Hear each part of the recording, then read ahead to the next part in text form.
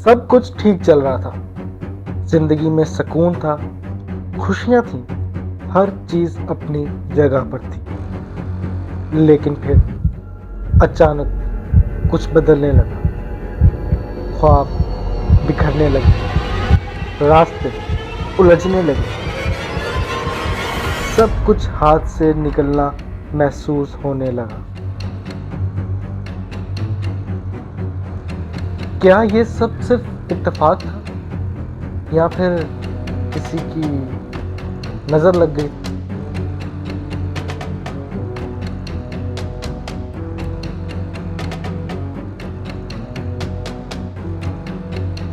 ये कहानी सिर्फ मेरी नहीं है, बल्कि आपकी भी है। क्या कभी ऐसा हुआ है कि सब कुछ ठीक चल रहा हो और फिर अचानक से मुश्किलात का एक तूफान आपकी जिंदगी में आ गया? कोई बीमारी, कोई हादसा या फिर कोई बिगड़ता हुआ रिश्ता। क्या ये सब सिर्फ इत्तेफाक है या फिर कोई बुरी नजर आपकी खुशियों को खा गई? क्या ये बुरी नजर सच में एग्जिस्ट भी करती है कि नहीं? ये बस एक वहम है या हकीकत? या सिर्फ किसी के देखने से नुकसान हो सकता है? आइए आज इसी राज को खोलते हैं। मेरा नाम फैजान है और अब तक इस चैनल पर आप लोगों ने मुझे पाकिस्तान समेत दुनिया के मुख्तलिफ सड़कों, बाजारों, सहराओं, दरियाओं में सफ़र करते देखा होगा। लेकिन इस दफ़ा सफ़र ज़रा अलग है। इस रमज़ान मैं लेकर आया हूँ एक ऐसे सफ़र की कहानियाँ जो सिर्फ मकामात नहीं, सोच बदलने का ज़रिया भी है। ये सिर्फ एक डॉक्यूमेंट्री नहीं, एक रूहानी मुसाफिर का सफ़र है। तैयार है? आइए मेरे साथ।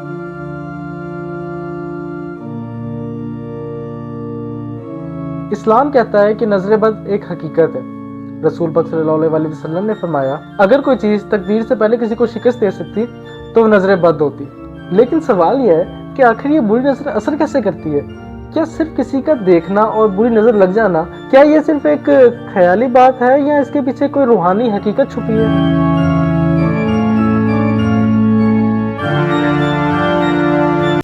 ये बरहक है।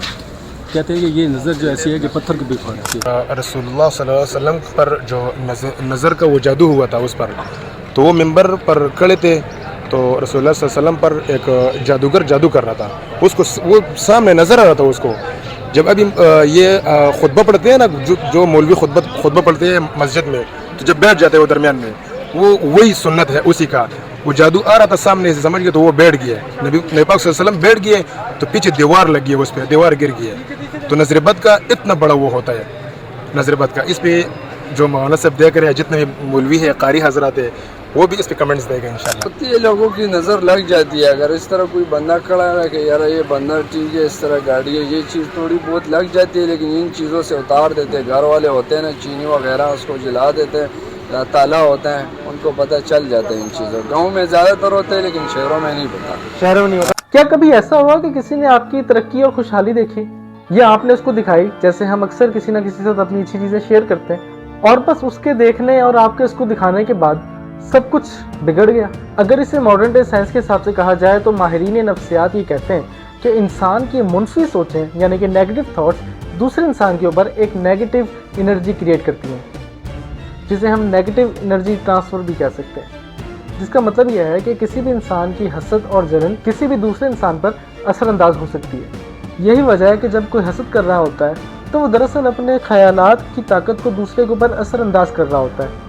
इस डॉक्यूमेंट्री की रिसर्च के दौरान मुझे एक बहुत ही इंटरेस्टिंग सी चीज़ मिली, और वो ये कि कुछ लोग नजर बद की बाकायदा प्रैक्टिस करते हैं। बचने के लिए नहीं, लगाने के लिए, बुरी नज़र लगाने के लिए। इसी तरह से कुरान हकीम से ये साबित है कि बिल्कुल इब्तदाई दौर में, जो मक्की दौर है, बिल्कुल उसका इब्तदाई जमाना, सूरह नून के आखिर में जो मज़कूर है कि ये कोशिश की गई थी कि कुछ ऐसे लोगों के जरिए से कि जिनकी कुव्वत इरादी उनकी निगाहों में बहुत मुर्तकिस हो जाती है। ये अमलियात में एक खास मामला ये भी हुआ करता था, और अब भी शायद कुछ लोग ये प्रैक्टिस करते हैं कि अगर बाकायदा रियाजत करके अपनी निगाहों में एक खास किस्म की तासीर पैदा कर ली जाए। बल्कि मौलाना अमीन हसन इस्लाही साहब ने इसका तस्करा किया था एक मरतबा, जब आजकल भी बाज़ लोग ये करते हैं कि रात के पिछले पहर उठकर नहा धोकर सफेद बुर्राख कपड़े पहनकर फिर बैठते हैं और किसी बिल्कुल सफेद कागज पर एक छोटा सा नुक्ता लगाते हैं। اور پھر نگاہوں کو اس پر جمانے اور مرتکز کرنے کی مشق کرتے ہیں. کتنی دیر تک پلک جھپکے بغیر آپ اس نقطے کو دیکھ سکتے ہیں. اگر یہ مشق کی جائے، یہ ایکسرسائز کی جائے، یہ ریاضت کی جائے تو آنکھوں میں ایک ایسی چمک پیدا ہو جاتی ہے کہ اگر گھور کر کسی کو دیکھا جائے تو اس کی قوت ارادی کو آپ مزمحل کر سکتے ہیں. وہ ایک دم دبا ہوا محسوس کرے گا اور آپ کا غلبہ اس کے اوپر ہو جائے گا نفسیاتی اعتبار سے. ڈاکٹر اسرار صاحب کی یہ بات سن کے تو میں بھی بڑا حیران ہوا تھا، لیکن ایک سوال ابھی بھی ذہن میں ہے کہ آخر انسانی انرجیز ہیں کیا چیز، یہ کیسے ملتی ہیں، کیسے پتہ چلتا ہے؟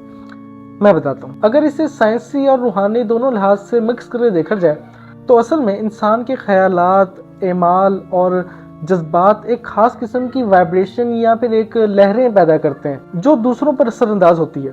یہ عمل مختلف طریقوں سے ہو سکتا ہے، جیسے کہ الفاظ اور گفتگو کے ذریعے آپ کسی کے پاس بیٹھیں اور کچھ اچھی باتیں ہو جائیں دو چار، تو وہ ایک اچھی سی پازیٹیو انرجی ہوتی ہے جسے ماڈرن ڈے میں وائبز بھی کہا جاتا ہے کہ اس بندے سے اچھی وائبز آتی ہیں اور اس بندے سے بڑی نیگیٹو وائبز آتی ہیں. الفاظ اور گفتگو سے تو چلو اندازہ ہو جاتا ہے، لیکن ایک چیز ہوتی ہے فزیکل پراکسیمیٹی، جسے جسمانی قربت بھی کہتے ہیں. جیسے کسی پازیٹیو شخص کے پاس بیٹھ کر ایک اچھی وائبز آتی ہے، ایک اچھی انرجی محسوس ہوتی ہے، تو پھر آپ آگے بات بھی کرتے ہو، کوئی انجان شخص ہوتا ہے.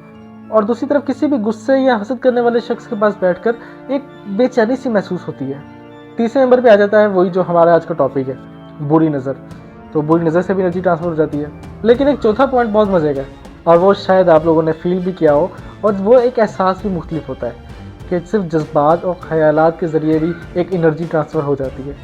بعض اوقات کوئی بھی شخص بغیر کچھ بولے اپنی انرجی ٹرانسفر کر سکتا ہے. آپ کا دن اچھا نہیں گزرا، آپ پریشان ہیں، لیکن پھر بھی آپ اپنے پسندیدہ شخص کے پاس بیٹھ کر اس کو صرف دیکھ کر آپ کی ایک انرجی کے اندر ایک پازیٹیو چینج آ جاتا ہے. یہ بھی ایک فارم آف انرجی ٹرانسفر ہے. تو یہاں پہ یہ بات تو کلیئر ہو گئی کہ انسان کی انرجی دوسرے انسان پر اثر انداز ہوتی ہے. تو پازیٹیو انرجی پازیٹیو وے میں لے کے جاتی ہے اور نیگیٹو انرجی نیگیٹو وے میں لے کے جاتی ہے، جسے پھر ہم شاید بری نظر بھی کہہ سکتے ہیں. لیکن اب سوال یہاں پہ یہ پیدا ہوتا ہے کہ آخر اس چیز سے بچا کیسے جائے، کیونکہ شاید یہ ان چند چیزوں میں سے ایک ہے جس کا انسان پہ خود پہ کوئی اختیار نہیں. مجھے نہیں پتا کہ کوئی مجھے دور سے دیکھ کے نظر لگا دے گا، یا آپ کو نہیں پتا کہ آپ جو نئی گاڑی شو روم سے گھر لے کر آئے، آتے ہوئے کسی نے نظر لگا دی ہو.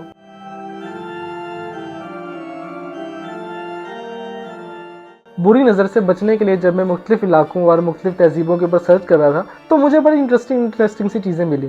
جیسے پرانے زمانے میں یورپ اور مصر میں لوگ ہرن کے سینگ اور جانوروں کی ہڈیاں اپنے دروازے پہ رکھ دیتے تھے تاکہ اس سے لوگوں کی بری نظر نہ پڑے.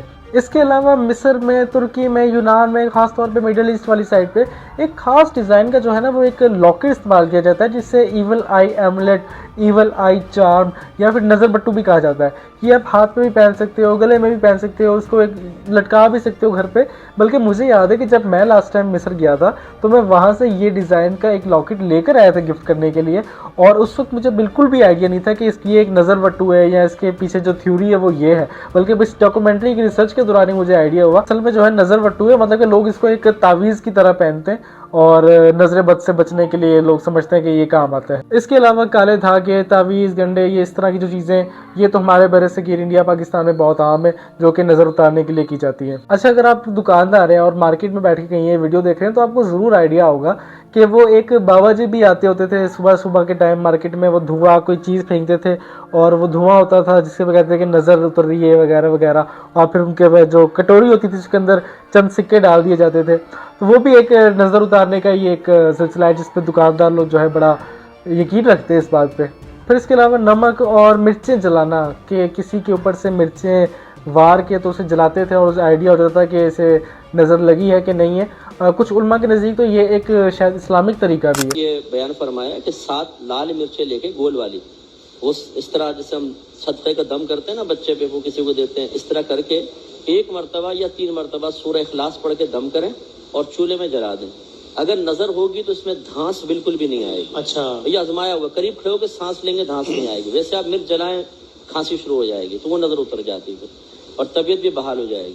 ٹھیک ہے. اچھا، फिर उसके अलावा छोटे बच्चों या बड़ों के हथेली पे या माथे पे तिक्के लगाना, वो काले रंग के सुरमे से बनते थे, वो लगाना, वो भी एक नज़र उतारने के लिए लोग समझते हैं। लेकिन एज ए मुस्लिम इस्लामी तहजीब में इस बुरी नज़र से बचने के लिए हमें सूरह फलक और सूरह नास पढ़ने की हदायत की गई है। कहा जाता है कि नबी करीम सल्लल्लाहु अलैहि वसल्लम ने भी इन्हीं सूरतों की तिलावत करने का मशवरा दिया था। इसके अलावा अपने अच्छे कामों को दूसरों के सामने कम से कम जाहिर करना, हसद से बचना और अल्लाह पाक पर पूरा भरोसा रखना भी नज़र बद से बचने का एक महफूज तरीका है। फिर हमारे यहाँ ख़ास तौर पे रमज़ान में जो हम सदका निकालते हैं, ये भी बुरी नज़रों को टाल देता है, ये भी ज़रूरी है। और सबसे बड़ी बात, बगैर इंटेंशन से आपकी किसी को नज़र ना लग जाए तो हर अच्छी चीज़ देखकर माशाल्लाह कहा करें। वैसे अब तक आपको इस बात का आइडिया हो गया होगा कि नज़र बद सिर्फ आँखों का खेल नहीं, ये एक सोच है जो या तो बरकत ला सकती है या फिर तबाही। वैसे हसद करने वाले को सच में ये नहीं पता होता कि जब वो हसद करता है तो उसकी हसद सबसे पहले उसी को जला देती है, और जिस पर अल्लाह पाक की रहमत हो, अल्लाह पाक का करम हो, तो कोई नज़र, कोई हसद, कोई बद्दुआ उसे नुकसान नहीं पहुंचा सकती। तो इस पूरी डॉक्यूमेंट्री में मैं आप लोगों के लिए एक सवाल छोड़ता हूँ, क्या हम अपने दिलों को हसद से पाक कर सकते हैं? क्या हम अपनी खुशियों को कम से कम जाहिर कर सकते हैं? क्या हम मुकम्मल तौर पे अल्लाह पाक पर भरोसा रख सकते हैं? फैसला आपका है। अगर इसका जवाब मिल गया तो शायद कभी नजर बद या इस तरह की चीज़ें एग्जिस्ट भी ना करें। मैं निकलता हूँ, सोचिएगा ज़रूर। आपसे मिलकर खुशी हुई।